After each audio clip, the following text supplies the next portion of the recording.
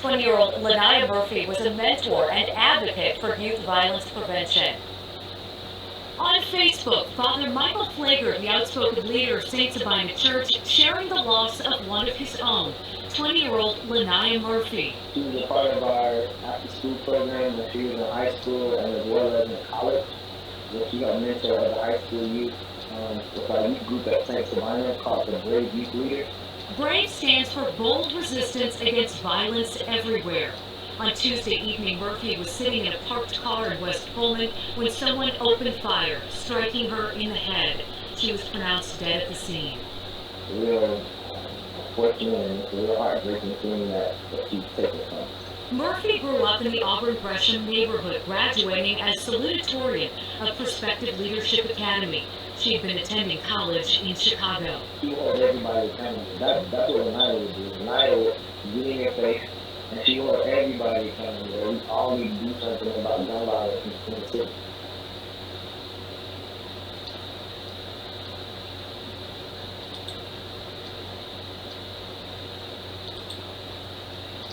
Scraps of yellow police tape still mark the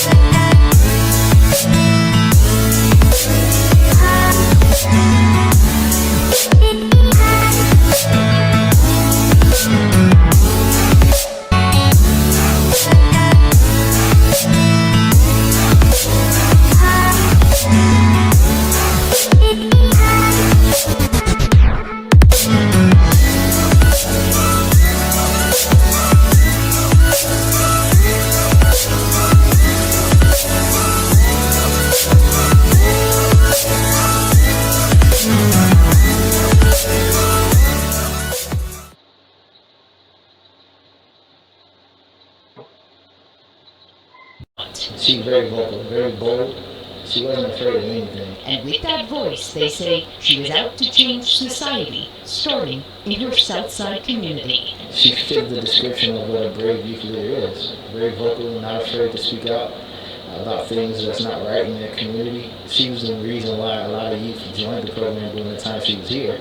The salutatorian of her graduating class at Prospective Leadership Academy, Murphy had already personally endured the agony of being shot once. She was always telling the story how she survived gun violence and how people need to turn around and be peaceful and not resort to gun violence. And she was shot in the head, and she survived that. Tuesday night, the gun violence she fought so hard against killed LaNiyah Murphy. Police say as she was sitting in a car with friends near 122nd and Wallace on the city's far south side, a bullet her friends say was intended for someone else came through the car, killing the 20-year-old community advocate. She's smart, she's a leader, she's a champion. Her friends here at Brave Youth Leadership at St. Sabina are determined to continue LaNiyah Murphy's legacy of fighting against violence by pursuing police so they catch her killer, so LaNiyah Murphy's name is just not another on a long list of unsolved Chicago murders. Hello, this is Sharita and I from This Life coming to you again with another video. Today I come to you with a heavy heart and a solemn mind. As you see, the presentation before you, it is of LaNiyah Murphy. She was the victim last week of unnecessary gun violence in Chicago, in the West Pullman neighborhood. She was sitting in her car, as the Chicago News reported from the clips that you saw, with her friends, and she was shot in the head. No one suspects nor believes that that gunshot was intended for LaNiyah, as the clip showed, LaNiyah had been the victim of gun violence in the city of Chicago before, as she had been shot before as an innocent bystander and survived. But this time, she did not survive. I did not know LaNiyah personally, and not to say that gun violence in the place that I called home and grew up in the city of Chicago from the South Side. As you see my intro, there are pictures of Chicago from Millennium Park, the city that I used to love. Again, I did not know LaNiyah personally, but it has touched my heart so much because, as you can see, I received an email for the memorial service or the balloon service that our school was having in honor of LaNiyah. Again, I did not know her personally, but we attended the same college, same university. She was a freshman and I am a senior. I'm graduating in May. LaNiyah did not live to graduate. And so I saw her story on the news like everyone else did. And I was a little confused at first because they said she attended Governor State University, and then they said something about Purdue. So I was confused until I received, as you see on the screen, this email from our Office of Communications, and it reads as follows. Dear GSU community, as many of you may be aware, the Jaguar family recently lost freshman LaNiyah Murphy to gun violence. Today, the university released the statement below to be read at a press conference and balloon release organized by LaNiyah's beloved Brave at st.Sabina Church in Chicago. We will share the details of her final arrangements once we are aware. LaNiyah Murphy at Washington, D.C., the Governor State University community is deeply saddened by the tragic death of one of our own, freshman LaNiyah Murphy. She was a beautiful young lady. I tried to think back if I had had any classes with her, and I thought it probably would be a rarity seeing that I am an upperclassman and she was a lowerclassman. I tried to remember if maybe we may have had one or two classes. Did I pass her on campus? Did her face look familiar?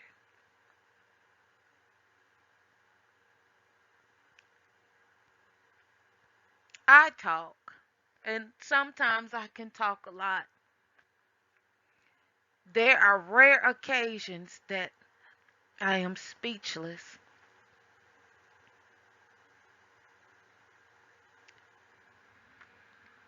This is one of those occasions.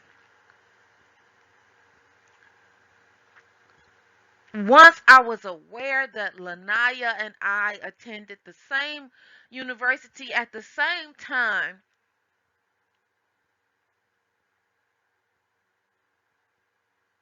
not to say that if we hadn't, I would not have been saddened, but to know that this was so close to home, I was almost rendered speechless.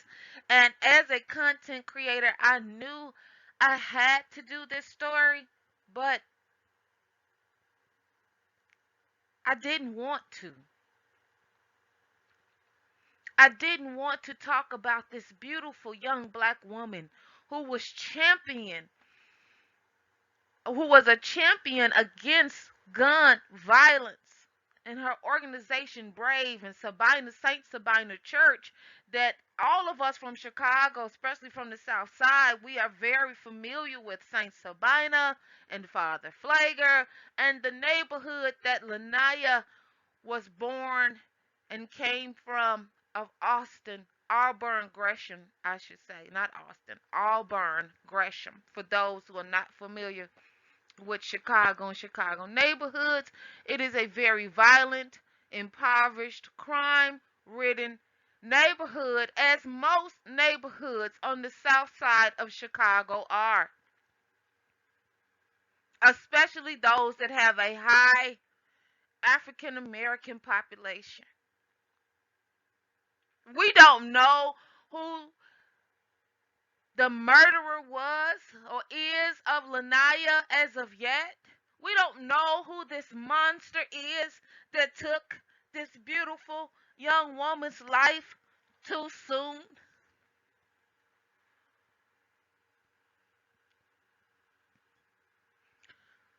But probably, more than likely, it was a young black male.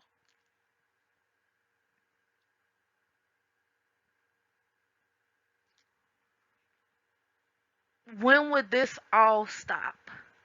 When would this all end? What do black women have to do to see that we have to be the leaders in the community? We have to make the change. We have to raise our sons better. And if that includes moving to, I don't care, Montana, South or North Dakota, I don't care, Oklahoma, because the environment seeps in. And we think, not my son, he, not my brother, not my cousin, he would not do this. But when they are introduced and all they have ever seen is poverty and a lack of education, and to think this is what black is. Black is walking around with your hair shooting all around. Black is making drill music. Black is selling drugs. Black is walking around with your pants hanging down. Black is being against college education. Black is, black is, black is everything horrible that you can think of. That's what black is. And as long as we women think that's what black is or black male is, and we accept that, then a young lady, 20 years old, can't sit in her car without losing her life.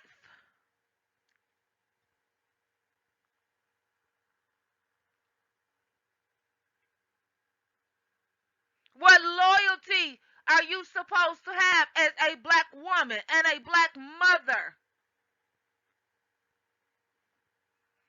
to this barbarism?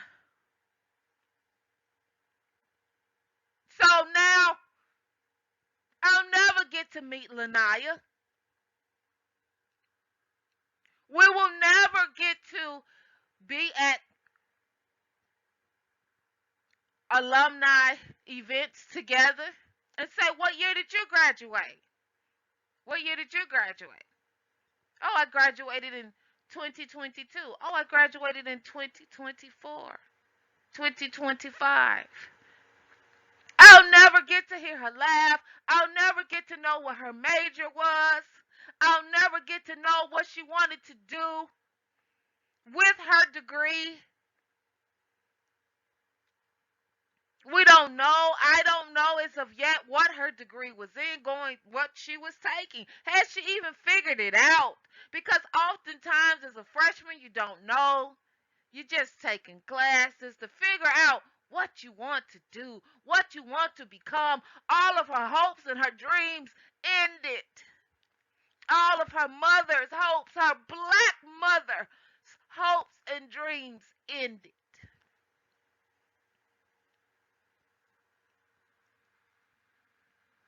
So instead, again, of me being able to meet LaNiyah as a fellow Jaguar, now her mother gets to join the mothers who have lost children to gun violence in Chicago, Illinois.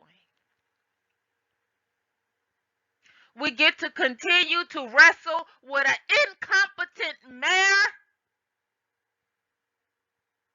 and an out to lunch state's attorney in Kim Fox. These young black males go in Cook County Jail on a Monday on gun charges. They're out 2 weeks later to end someone else's life. And Mayor Lil Larry Lightfoot, yeah, that's what we call here around here, Lil Larry Lightfoot.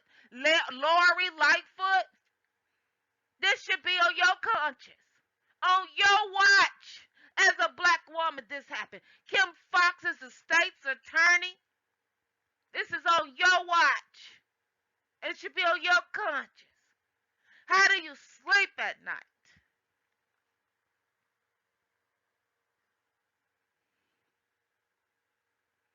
But rest in peace, LaNiyah. Rest in paradise, sweetheart. And I just want your life and your living to shine bright. And that you stay in all of our hearts and memories. Your family, my condolences goes out to your family and your friends. That maybe, just maybe,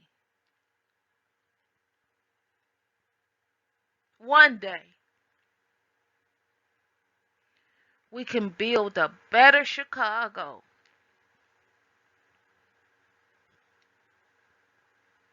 That we will care and have love for ourselves as black people.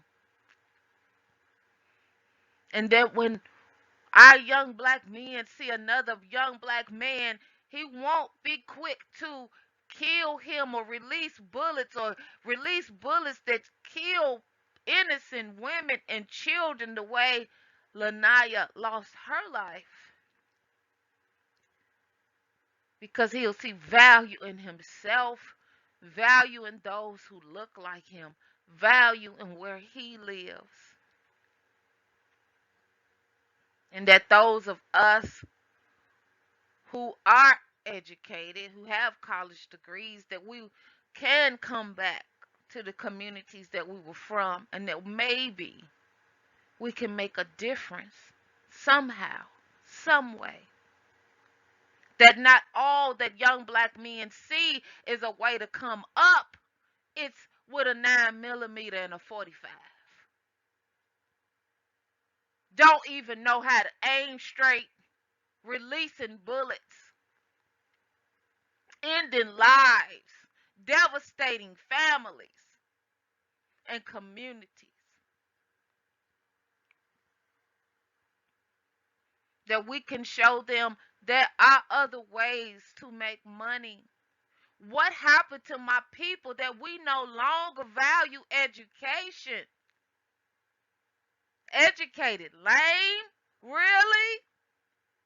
Well, LaNiyah was becoming one of those educated lames. She went to Washington, D.C. to talk about gun violence. She joined the organization Brave to make a difference, the difference that she could, the difference, the way that they tell you to make a difference. What more could she do? Go door to door and take every gun out of every thug's hands? No, of course not. What more can we do?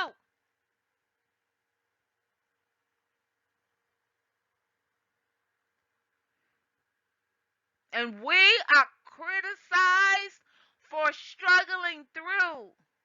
It's not easy to get a college degree.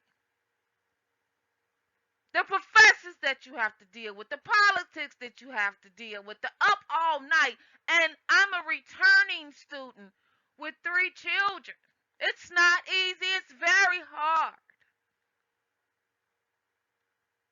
And she was doing that. So why? So she could learn. Was she going to be your next Ida B. Wells? Was she going to be your next Sojourner Truth?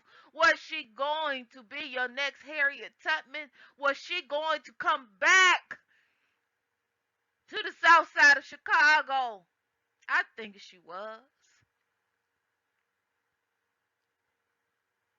And put her money where her mouth was. You cannot help someone else until you help yourself. And this is the system that we were given to go get higher education, yes, and get skills so that you can gain substantial income or living wage. Living wage. And you come back and every dollar you make, you put 15 cents into the community. What's she going to be? The black woman who comes back and opens up a youth center, a school, a domestic violence shelter? Was she just gonna own a McDonald's and hire young black males? Hey, see, you never know, and we will never know. And that's it. Because I can't go on any longer with this video right now. Because the level of anger that I feel, that all I get to do now is look at her picture.